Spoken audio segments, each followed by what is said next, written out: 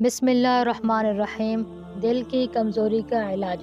جس کا دل کمزور ہو چکا ہو وہ فجر کی نماز کے بعد 11 مرتبہ اس دعا کا اہتمام کرے۔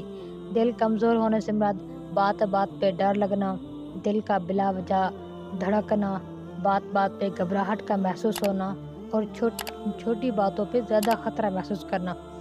دعا ہے: لا الہ الا اللہ وحدہ لا شریک لہ لہ الملک ولہ الحمد یحیی ویمیت وہو حی لا یموت بیدہ الخیر وہو علی کل شیء قدیر۔